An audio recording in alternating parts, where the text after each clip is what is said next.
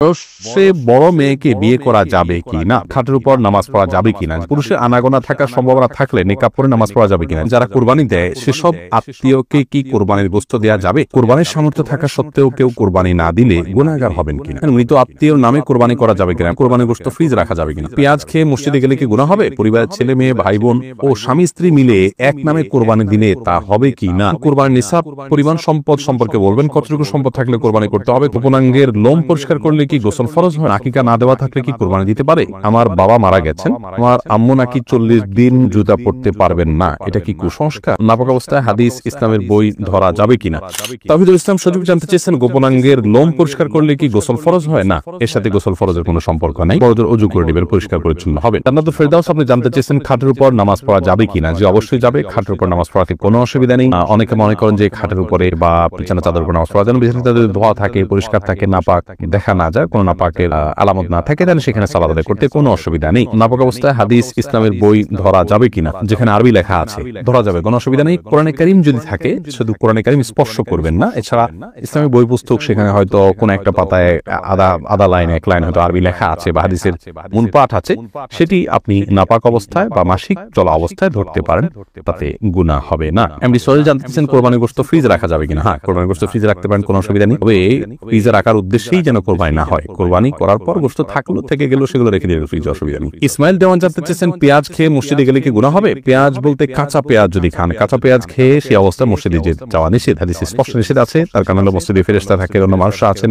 কাঁচা পেঁয়াজ খেলে মুখে দুর্গন্ধ হয়, সেই দুর্গন্ধ নিয়ে মসজিদে গেলে আশপাশের লোকদের কষ্ট হবে, ফেরেশতাদের কষ্ট হবে, সেজন্য হাদিসে নিষেধ আছে। অতএব কাঁচা পেঁয়াজ কেউ খাওয়ার পর ভালো করে মুখের দুর্গন্ধ দূর করে, সেটি অন্য কিছু খেয়ে হোক, ব্রাশ মেসওয়াক ইত্যাদি হোক, যেভাবে হোক অন্য উপায়ে মুখের দুর্গন্ধ দূর করে তারপর তিনি মসজিদে যাবেন। এর পরের প্রশ্ন করেছেন মাহবুব, আপনি জানতেছেন মৃত আত্মীয়র নামে কোরবানি করা যাবে কিনা, মৃত আত্মীয়ের নামে কোরবানি করা যাবে, এ বিষয়ে গত নির্বাচিত প্রশ্নোত্তর লাইভে আমরা বলেছি, মৃত আত্মীয়ের নামে কোরবানি করা যাবে। রাসূল আকরাম সাল্লাল্লাহু আলাইহি সাল্লামের তরফ থেকে তার ওয়াফাতের বহুকাল পর আলী রাদিয়াল্লাহু তাআলা কোরবানি করেছেন, বাইহাকি মুসনাদ আহমদ শবিনে হাদিস কিতাবে বর্ণিত হয়েছে, সেজন্য মৃত ব্যক্তির পক্ষ থেকে কোরবানি করা যাবে। কোন কোন উলামায়ে কেরাম বলেন যে জীবিত ব্যক্তির নামের সাথে অ্যাড করে এটা করতে, যদিও জমহুরগণ সাধারণভাবেই মৃত ব্যক্তির তরফ থেকে আলাদা কোরবানি করার পক্ষে মত দিয়েছেন, জায়েজ আছে। ফাহিম বিনতে ফারুক জানতে চেয়েছেন, পুরুষের আনাগোনা থাকার সম্ভাবনা থাকলে নিকাব পরে নামাজ পড়া যাবে কিনা, জি অবশ্যই নিকাব পরে সাধারণ অবস্থায় নামাজ পড়া যাবে না, কারণ নবী সাল্লাল্লাহু আলাইহি ওয়াসাল্লাম চেহারা ঢেকে সালাত পড়তে নিষেধ করেছেন এবং নারী পুরুষ সকলের জন্য সেটি সমানভাবে প্রযোজ্য। কিন্তু কোন ক্ষেত্রে যদি এমন হয় যে আপনি এমন জায়গায় সালাত আদায় করছেন এখানে অন্য পুরুষরা আসা যাওয়া করার প্রচন্ড সম্ভাবনা আছে, তাহলে সেক্ষেত্রে আপনি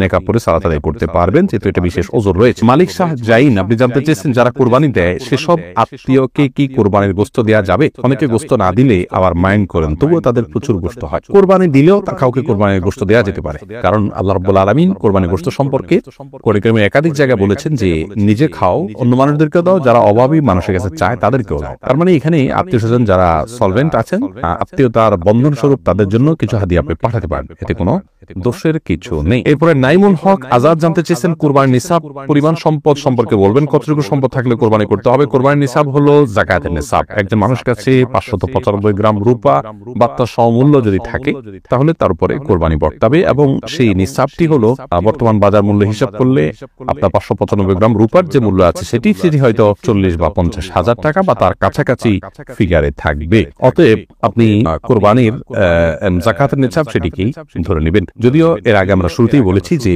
কোরবানি যে ব্যক্তি করার সামর্থ্য রাখেন তার উপরে কোরবানিটি বর্তায়, এর জন্য নিসাব কোনো আবশ্যক নয়, এমনটি মত দিয়েছেন সৌদি আরব উলামায়ে কেরাম এবং অন্যান্য মাযহাবে।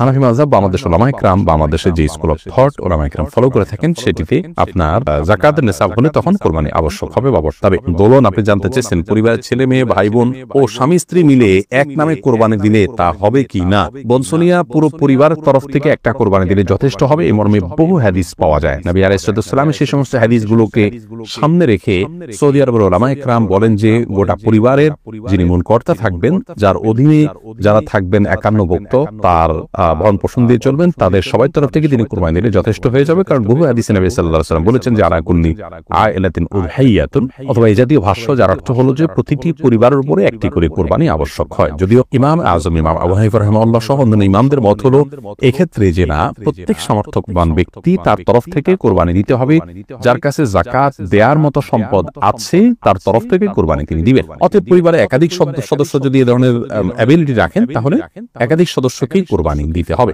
আর এই যে দ্বিতীয় মত যারা বলেন, তারা প্রথম মতে যে হাদিস তারা পেশ করেছেন যে প্রত্যেক পরিবার তরফ থেকে একটা কোরবানি হলে হবে, তারা ওটার ব্যাখ্যা বলেন যে আসলে তখন একটা পরিবারে একজন কর্তা ছিলেন না, সবাই তার অধীনস্থ থাকতেন। একাধিক ব্যক্তি সাধারণত উপার্জন করতেন না, যখন উপার্জন হয়ে যেতেন উপার্জন হয়ে যেতেন ছেলেরা, তখন তারা বিবাহ করতেন এবং স্বাভাবিকভাবে তাদের আলাদা পরিবার উঠে দাঁড়াতো। তো নবী সাল্লাল্লাহু আলাইহি ওয়াসাল্লাম সেই দৃষ্টিকোণ থেকে বলেছেন। যেহেতু আমাদের সমাজে এখন একই পরিবার একাধিক ব্যক্তি উপার্জন করে যাকাতের দেওয়ার মতো অবস্থা তাদের হচ্ছে, সেই জায়গা থেকে নবী সাল্লাল্লাহু আলাইহি ওয়াসাল্লাম এটি বলেছেন। যাই হোক, তো দুটি মতই আমি আপনাদের সামনে প্রেজেন্ট করলাম। পরিবারের একাধিক ব্যক্তি যদি সমর্থবান থাকেন, তাহলে সেই একাধিক ব্যক্তি কোরবানি তাদের তরফ থেকে করা মতটি অধিকতর নিরাপদ। মিজানুর রহমান শামীম আপনি জানতে চেয়েছেন, কোরবানির সামর্থ্য থাকা সত্ত্বেও কেউ কোরবানি না দিলে গুনাহগার হবেন কিনা। উত্তর হলো, কোরবানির সামর্থ্য না থাকা সত্ত্বেও যদি কোরবানি না দেন তাহলে তিনি গুনাহগার হবেন। ইমাম আবু হানিফা রাহিমাহুল্লাহ তার মত অনুযায়ী যেটিকে ফলো করে আমাদের দেশের বেশিরভাগ উলামা ইকরাম। আর আরাবিয়ান স্কলারদের মধ্য থেকে সৌদি আরবের উলামা ইকরাম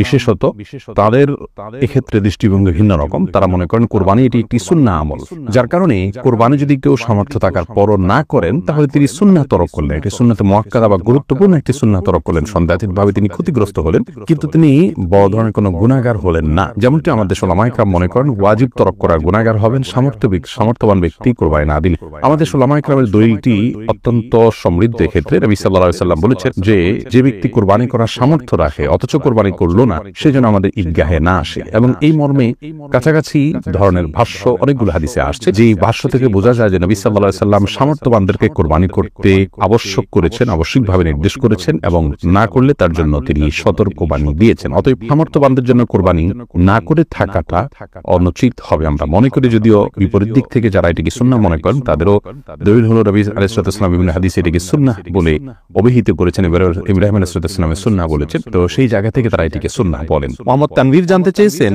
বয়সে বড় মেয়েকে বিয়ে করা যাবে কি না। অবশ্যই করা যাবে।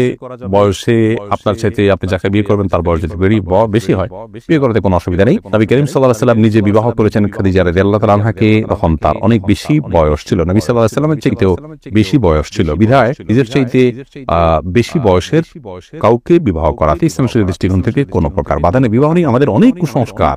আমরা বিধবা বিয়ে করতে চাই না, আমরা তালাকপ্রাপ্তা বিবাহ করতে চাই না, একবার বিয়ে হয়ে গেলে মনে করি জীবনের তরে বন্ধন হয়ে গেছে, কোনোভাবে ছুটলে দোষযুক্ত মনে করি।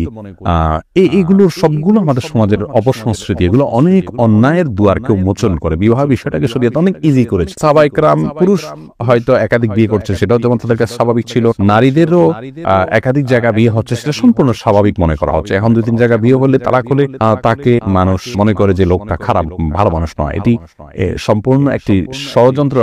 ইবলিস আমাদের সমাজকে অস্থিতিশীল করবার জন্য এই কালচারগুলো প্রবেশ করে দিয়েছে সমাজে। এগুলো আমাদের যত বেশি আমরা বুঝতে সক্ষম হব, ততই ইনশাআল্লাহ কল্যাণের পথে অগ্রসর হতে পারবো। এমডি জাহিদুল ইসলাম জানতে চেয়েছেন, আকিকা না দেওয়া থাকলে কি কোরবানি দিতে পারে? আকিকার সাথে কোরবানি কোনো সম্পর্ক নেই, দুটো সম্পূর্ণ দুই ধরনের ইবাদত। আকিকা না থাকলেও কোরবানি দিতে পারে, আকিকা না দিলেও কোরবানি দিতে পারে। তানহা তাবাসসুম জানতে চেয়েছেন, আমার বাবা মারা গেছেন, আমার আম্মু নাকি 40 দিন জুতা পরতে পারবেন না, এটা কি কুসংস্কার? হ্যাঁ বোন, এটা অবশ্যই কুসংস্কার। আপনার বাবা মারা যাওয়ার কারণে আপনার মায়ের জুতো পরিধান করার ক্ষেত্রে ইসলাম শরীয়তের কোনো বিধিনিষেধ নেই, যে কোনো ধরনের জুতো পরিধান করতে পারবেন। তার জন্য করণীয় কি, এ বিষয়ে আমাদের একটি ভিডিও আছে, সেটি দেখে নিতে পারেন যে স্বামী মারা গেলে স্ত্রীর জন্য করণীয় কি।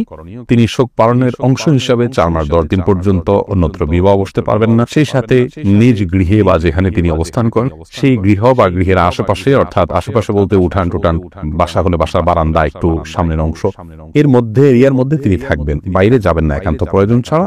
যেটাকে সাজগোজ বলা চলে, বাহিরে বিভিন্ন অনুষ্ঠানে যেতে মানুষ যেটি করে সেরকম কোনো সাজগোজ তিনি করবেন না। এছাড়া জুতা পরিধান করা যাবে না বা ইত্যাদি এরকম কোনো কথা ইসলাম শরীয়তে বলা হয়নি, এটি সম্পূর্ণ কুসংস্কার।